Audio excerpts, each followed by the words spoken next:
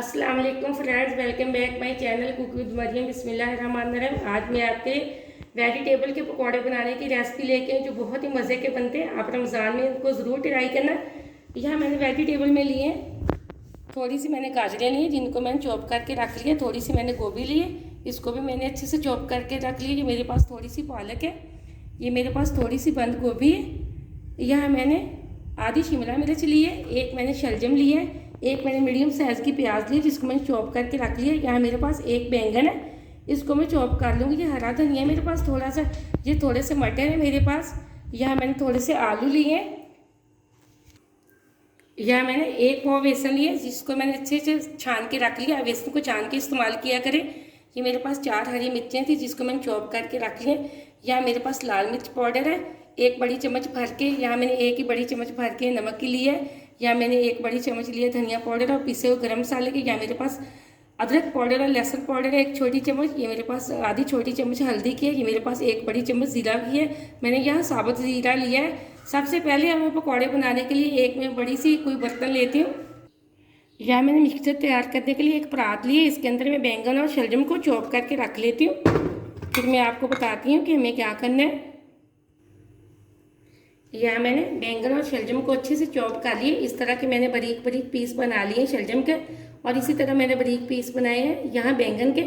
अब हम इसके अंदर डालेंगे जो मेरे पास गोभी थी वो, इसी के साथ गाजरें हम डाल देंगे। अब हम सारे तकरीबन वेजिटेबल इस बर्तन के अंदर डाल देंगे। इसी तरह डालेंगे इसके अंदर मटर, इसी तरह मैं इसके अंदर डाल दूँगी मटर, शिमला मिर्च। अब हम डालेंगे बंद गोभी,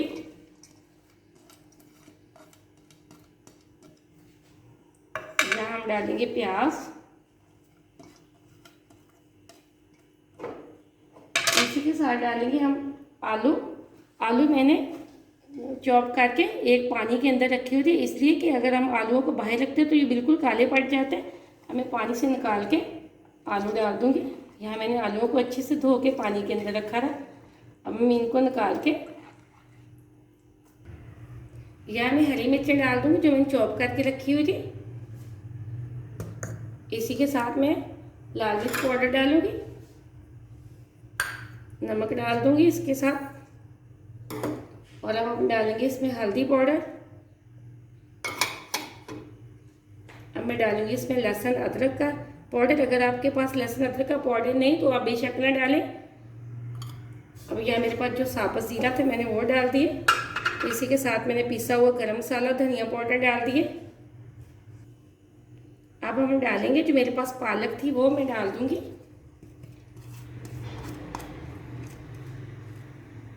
और अब हम डालेंगे इसके ऊपर बेसन जो मेरे पास 1 पाव था। अगर आपको बेसन कम लगे तो आप इसको मिक्स करते वक्त देख लिया करें। अगर आपको लगे कि बेसन कम है तो आप और भी डाल सकते हैं, लेकिन एक बात का हमेशा ख्याल रखें, आप नमक मिर्च अपने टेस्ट के हिसाब से डाला करें। नमक हमेशा चेक कर लिया करें।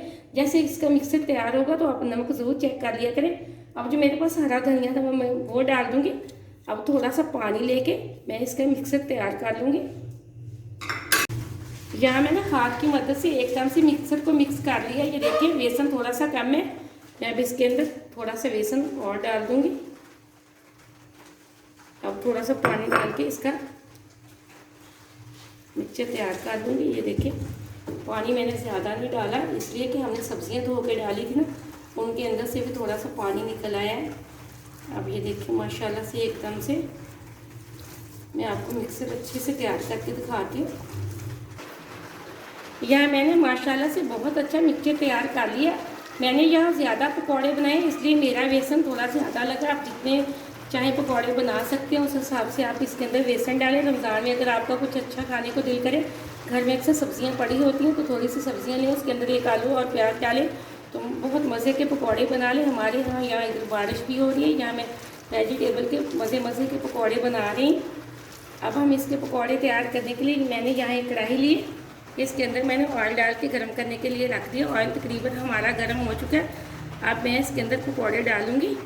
तो मैंने चेक कर लिए माशाल्लाह से ऑयल हमारा एकदम से गर्म हो चुका है। आप चाहे तो हाथ की मदद से पकौड़े डाल सकते हैं, चाहे तो आप चम्मच की मदद से भी डाल सकते हैं। मैं यहाँ एक चम्मच लूँगी, इसकी मदद से इस तरह उठाऊँगी बेसन और कढ़ाई के अंदर डाल दूँगी। इसी तरह हम थोड़ा थोड़ा बेसन उठाते जाएंगे और फासले पे हम पकौड़े डालेंगे ताकि ये आपस में चिपके ना। अब इसी तरह मैं माशाल्लाह से 8 से 10 पकौड़े इसके अंदर डाल दूँगी। ये देखिए, और फ्लेम को मैं बिल्कुल, यहाँ मैंने तकरीबन 8 से 10 पकौड़े इसके अंदर डाल दिए और फ्लेम को मैं मीडियम से थोड़ा लो रखूँगी ताकि हमारी जो सब्जियाँ हैं वो अच्छे से गल जाए।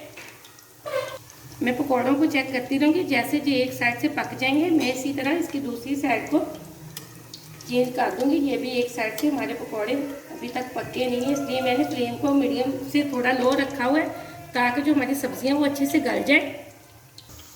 यहाँ मेरे पकौड़े एक साइड से तकरीबन पक चुके हैं। अब मैं इसको इस तरह इसकी साइड दूसरी साइड चेंज कर दूँगी ताकि ये अच्छे से दूसरी साइड से पक जाए। यहाँ पकौड़े बनाने में तकरीबन मुझे 7 से 8 मिनट लगेगा, इसलिए कि सब्जियाँ हमारी कच्ची थी, इसलिए हमें थोड़ा सा टाइम लग रहा है।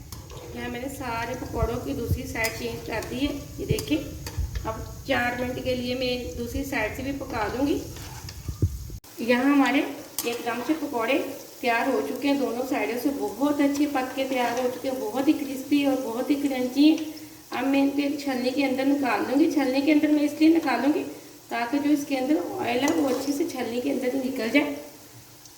यहाँ मैं इस तरह थोड़े थोड़े करके छलनी के अंदर निकालती जाऊँगी।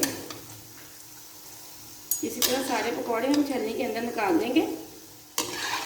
यहाँ मैंने अपने सारे पकौड़े ये देखिए छलनी के अंदर निकाल लिए। इसी तरह हम अपने बाकी के पकौड़े भी बना लेंगे।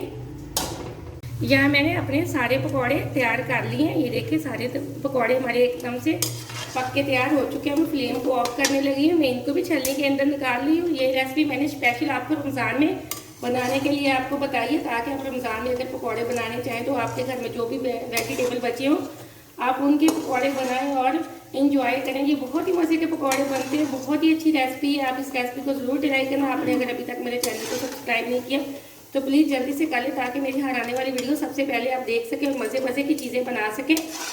ये स्पेशल रेसिपी मैंने रमज़ान के लिए तैयार की है, इसलिए मैंने आपको बता रही हूँ कि आप जब भी चाहें इस तरह के पकौड़े बना सकते हैं। ये देखिए, मैंने अपने सारे पकौड़े निकाल के रख लिए हैं। अब मैं आपको एक पकौड़ा तोड़ के दिखाती हूँ। यहाँ मैंने अपने सारे पकौड़े बना के एक प्लेट के अंदर निकाल लिए। बहुत ही क्रिस्पी और क्रंची बने, बहुत ही मज़े के। मैं आपको एक पकौड़ा तोड़ के दिखाती हूँ। ये देखिए, यहाँ अंदर तक हमारी सब्जियाँ अच्छे से गल चुकी है, बहुत ही मज़े के बने। आप चाहे तो इनको केचप के साथ खाएं, चाहे तो आप इनको दही की चटनी के साथ खाइए। मेरे पास केचप और दही की चटनी है, मैं दोनों के साथ मिक्स करके खाऊंगी। ये पकौड़े बहुत ही मज़े के बनते हैं। आप इस रेसिपी को ज़रूर ट्राई करें। मुझे अगली रेसिपी के लिए इजाज़त दें। अल्लाह हाफिज़।